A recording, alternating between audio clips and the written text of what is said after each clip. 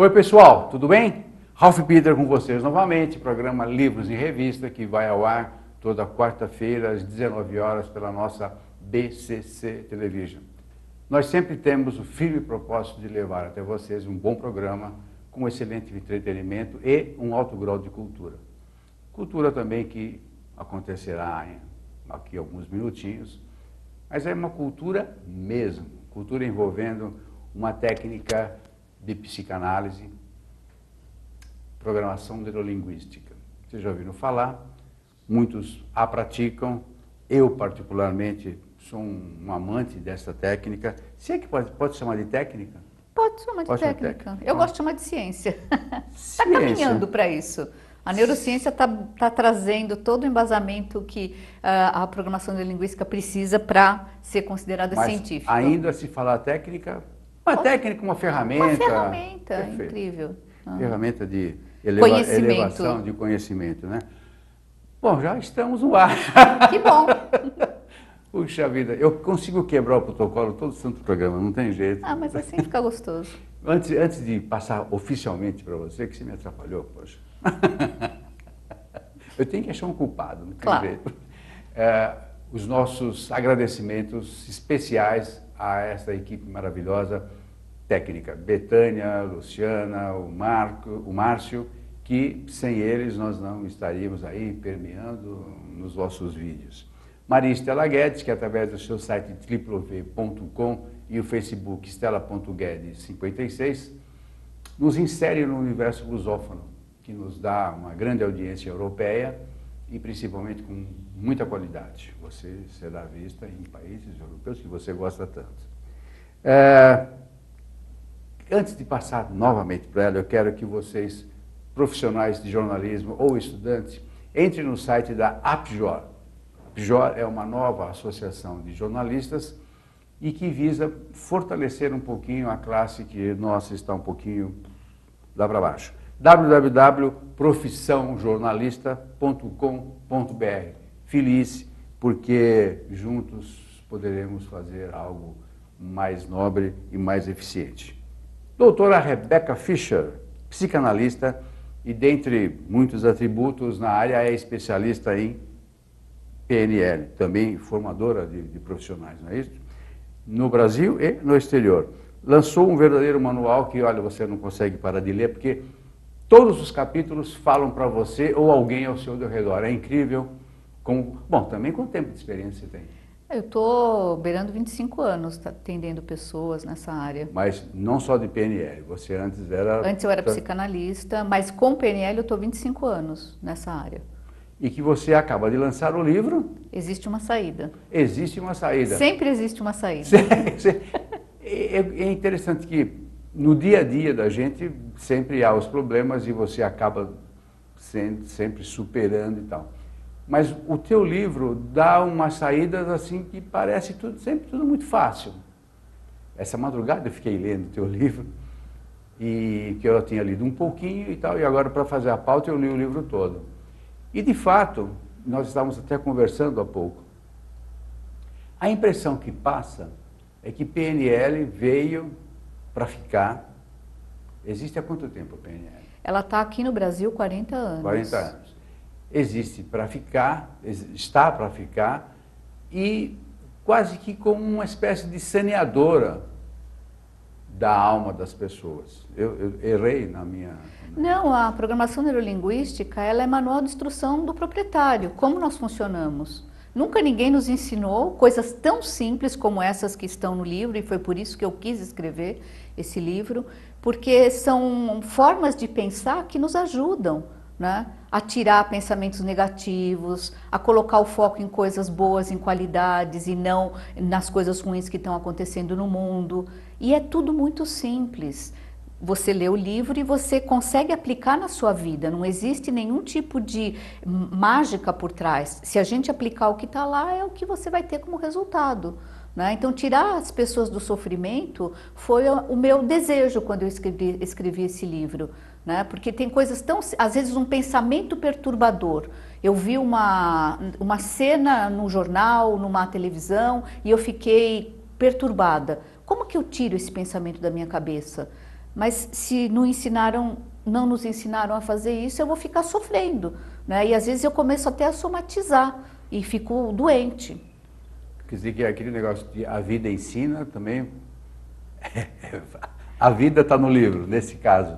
E não é um livro de grosso calibre, diga-se de passagem. É um livro muito fácil de ler. Eu diria que todo mundo consegue ler e entendê-lo. Não é difícil. Eu fiz numa linguagem muito simples para que todo mundo possa lê-lo. Então, os profissionais da área, psicólogos que gostam de ter uma nova ferramenta, ele pode ser aplicado por qualquer área, qualquer linha, né? E para as pessoas leigas também, que querem resolver questões que estão afligindo no dia a dia.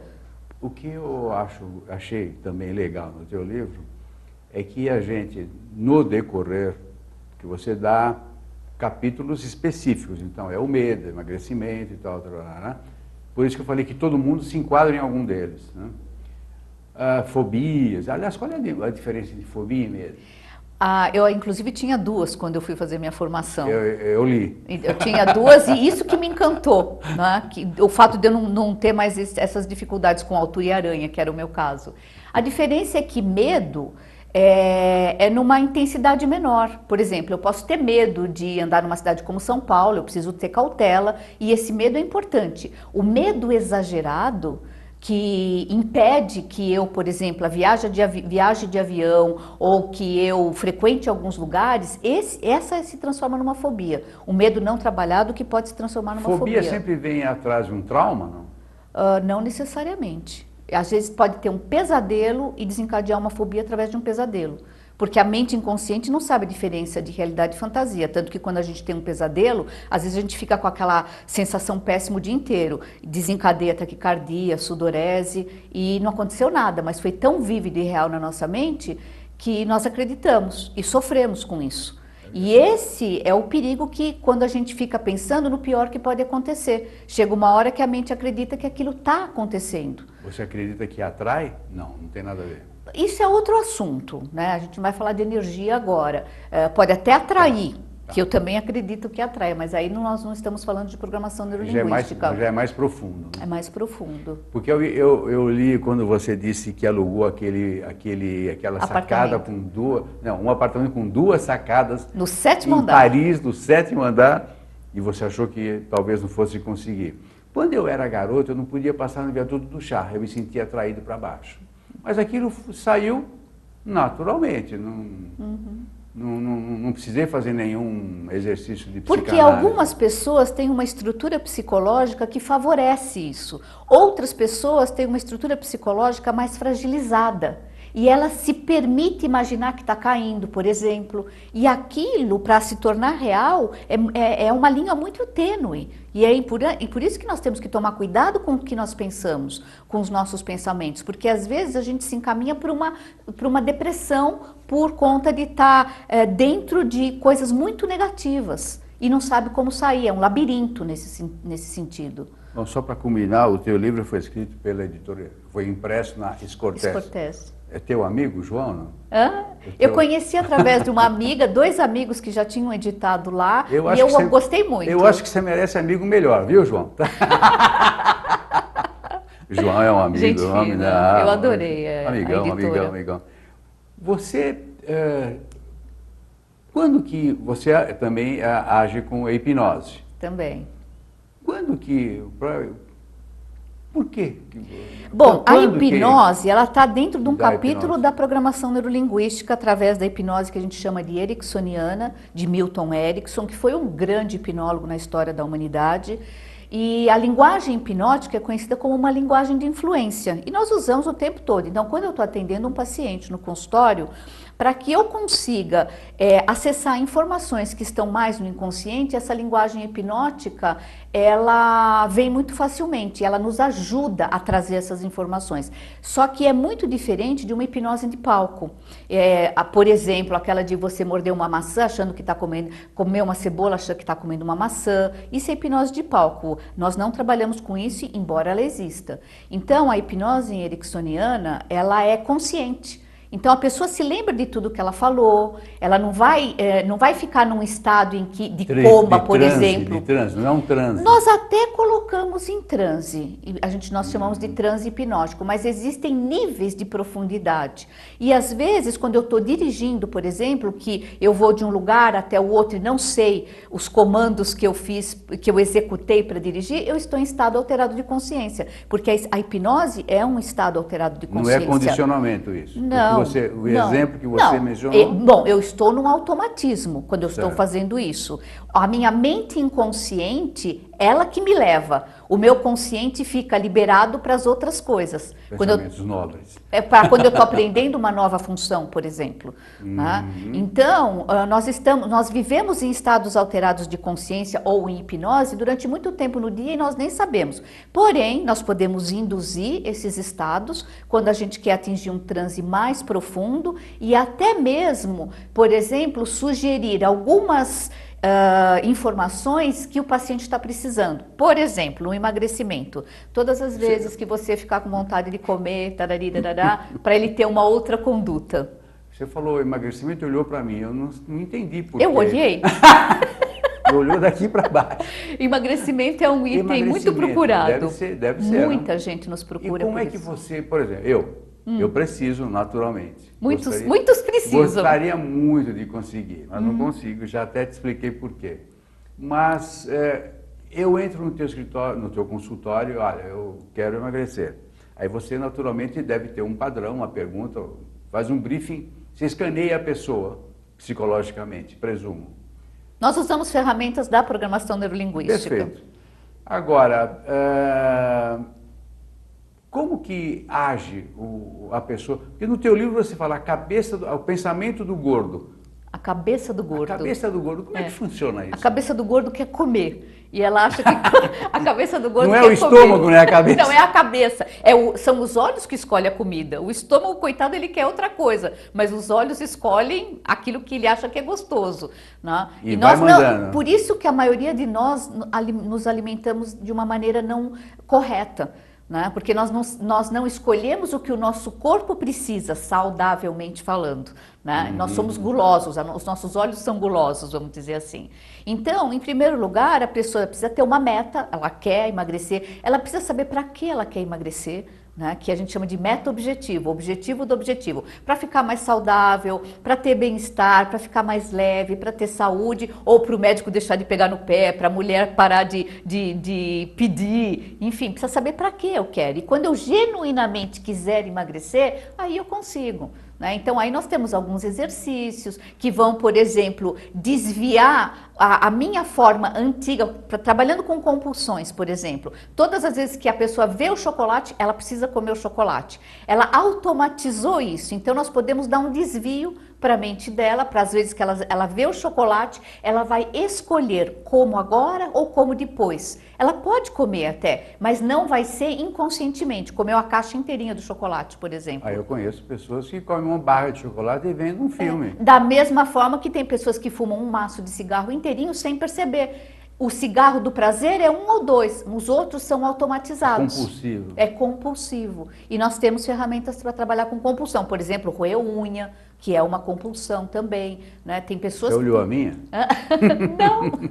Então tem pessoas que têm assim compulsões e que quando viu já fez. A compulsão, a característica da compulsão é o inconsciente. Por exemplo, quando a pessoa viu já fez. Então, quando nós aplicamos técnicas que a programação neurolinguística oferece, eu posso escolher, eu quero roer essa unha agora ou não, eu posso comer o chocolate, a caixa inteira ou não. Sim, esse é um arbítrio que está em você. Está em nós. Tudo, a gente pode tudo, até eu tenho um capítulo que diz que é um pressuposto da programação neurolinguística. Se é possível para um, é possível para qualquer um de nós, mas nós precisamos querer. Eu posso falar uma língua diferente, eu posso emagrecer, eu posso querer jogar tênis, mas eu preciso querer em primeiro lugar. Né? Aí sim, o que a programação neurolinguística faz e é fantástico? Ela é objetiva. A pessoa me procura, eu quero X, nós vamos verificar o que está impedindo ela de conseguir isso, às vezes é uma crença limitante, nós vamos trabalhar com atualizar crenças, às vezes é um medo, às vezes é algo mais profundo, um trauma, por exemplo, e aí nós vamos descobrir o que está impedindo e Agora, tem uma coisa importante para ser dita, não é mágico, né? Eu não quero passar aqui a ideia de que isso seja magia, não é. Não é uma panaceia. Não é uma panaceia, tanto que a gente estava até conversando antes. Tem algumas pessoas que não resolvem as suas questões com programação neurolinguística. Às vezes a pessoa precisa de um psiquiatra, porque ela tem um problema que tem uma questão neurológica para ser resolvida. Ela vai precisar de medicação, nós não medicamos. Você não medica. Mas eu posso dizer que em todos esses meus anos de consultório, nós tratamos muitas pessoas e muitas pessoas saíram felizes. Por exemplo, uma pessoa que tem fobia de avião. E ela não viaja, ela vai para Rio Grande do Sul, São Paulo, Rio Grande do Sul de carro porque ela tem medo de entrar no avião. Vai de bicicleta, mas de avião. Mas de avião não. Às vezes ela faz 2 únicas sessões e ela pega um avião, porque o problema não era o avião. Ok, cada um tem o seu ritmo. Algumas pessoas podem levar 3 meses. Mas comparadas a todas as linhas terapêuticas que eu conheço, a programação neurolinguística é a mais rápida. No caso... Desculpe, terminou? Terminei. No caso dessas fobias, e que não é necessariamente um medo, qual é a diferença entre hipnose e regressão? Ou você hipnotiza para regredir? Ok. A hipnose é uma ferramenta que permite a regressão. Tá? Então, o que é a regressão? Né? A regressão é só eu ir buscar informações que estão arquivadas no meu inconsciente. Não, isso, só um parênteses, me chamou a atenção porque, só para o espequinauta saber, o sujeito entra lá com medo de avião e na segunda sessão você o libera para viajar de avião. Algumas pessoas. Mas pode ser na terceira ou na quarta? Pode. Normalmente é muito rápido. Às vezes é até uma única. Pois é, então, mas você teve que fazer um rescaldo da vida do cara para ver. Ué, não. Nós você temos não tem que descobrir o que causou esse medo? Muitas vezes não. É mesmo? Às vezes nós temos uma técnica que se chama cura rápida de fobia. E foram essas que curaram as minhas duas fobias. Não é o 38 não. Não. Cura. E foram essas que curaram as minhas fobias, que era de altura e de aranha. Né? E eu fiz uma única sessão e resolvi essa questão. Porque para a pessoa que tem uma fobia, o elemento que desencadeia a fobia, por exemplo, uma barata, não é aquele bichinho que a gente pisa e morre. Ele vem grande na mente da pessoa. Aquelas anteninhas são assassinas, né? Então é a maneira como ela registrou, seja lá o que aconteceu, que causou aquele trauma, aquela fobia, aquele medo. Você fala no caso da barata, que eu achei gozadíssimo. Você imagina um delegado, chefe de polícia, de equipe nós e atendemos. tem medo de barata. Ele falou que ele era capaz de subir nessa mesinha. Eu achei que era verdadeiro, não saiu da tua cabeça aqui. Não, é verdade, eu atendi essa pessoa. Ele era delegado criminalista, fotografava crimes, assassinatos, e ele não conseguia com a barata. Com a barata realmente tira ele do sério. Né? Então tem fobias, eu acho que eu citei no livro, a fobia mais estranha que eu encontrei na minha vida profissional foi uma pessoa que tinha fobia de açúcar. Fobia de açúcar. Ela entrava, se tivesse um açucareiro aqui nessa sala, ela entrava em estado fóbico. Ué, mas qual era a justificativa? Ela achava que era um monstro que ia devorá-la. O açúcar era um monstro que iria devorá-la. Né? Que é isso? Gente? Então a cabeça humana é incrível. Cada né? reação esquisita, não? Então, não é só de avião ou de barata que as pessoas têm fobia. Essa causou espanto. É estranho. Acho que não está no teu livro isso, não. Eu devo ter mencionado, sim. Olha só, então eu passei. Passou em branco. Eu falei ali de madrugada, vi você já. Uhum. Nossa, que loucura isso. Gente. E o ser humano sofre muito. Então, imagina que uma pessoa ficou a vida inteira sem viajar de avião, por exemplo, porque ela achava que não tinha jeito. Então, os medos, as fobias, as pessoas precisam tratar. Às vezes eu encontro pessoas e eu falo, às vezes uma única sessão vai resolver esse teu problema. A pessoa tem medo, eu falo, mas você tem medo de quê? De ser feliz? Sabe? Porque nós estamos aqui para sermos felizes. E eu falo muito e repito muito nesse livro. E eu tenho tido feedbacks incríveis de pessoas que estão mudando as suas carreiras profissionais porque descobriram que não eram felizes lendo o meu livro. E eu falo que no consultório, 90% das pessoas que eu atendi, não são felizes profissionalmente. E por que esse lance, que eu já ouvi falar muitas vezes, medo de ser feliz? Existe isso? Isso é um medo de ser feliz? É um medo muito inconsciente do sucesso.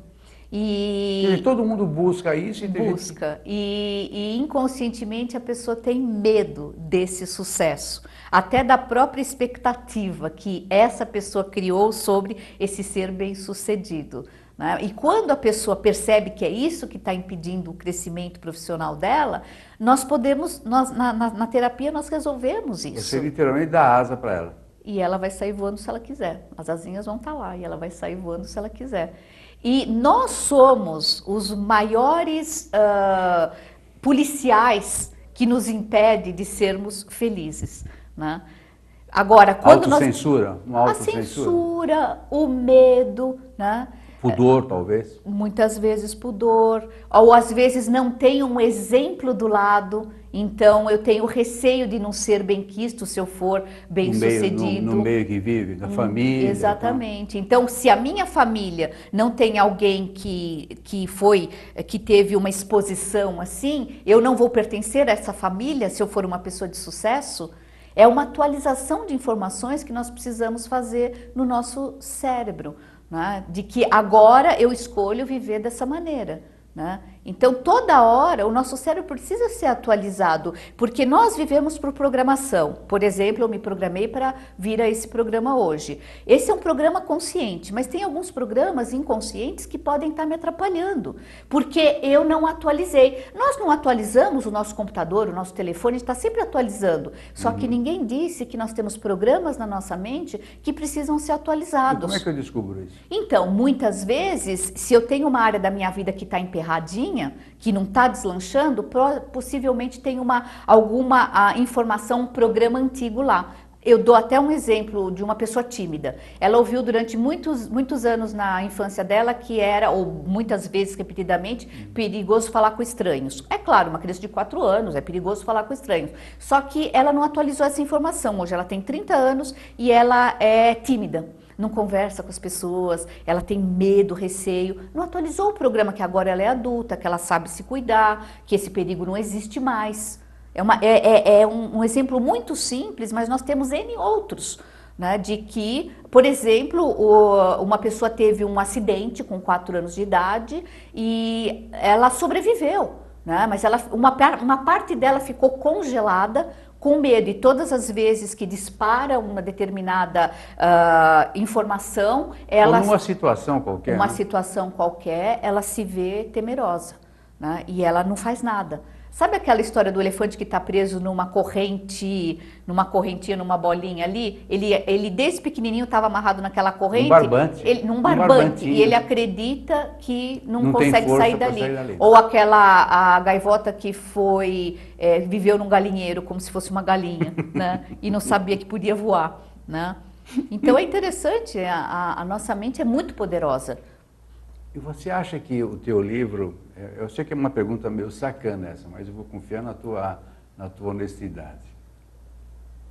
Para quem, qual é o público que se dirige a esse livro? Ou seja, o jovem deve ou pode ler, o adulto com certeza. Eu gosto de pensar que ele está escrito para todas as pessoas, o jovem, especialmente o jovem, porque ele tem uma vida inteira pela frente para poder economizar. Agora, se ele souber algumas coisas, por exemplo, uma coisa simples. Quando eu quero alguma coisa, eu falo assim, eu não quero ficar nervoso.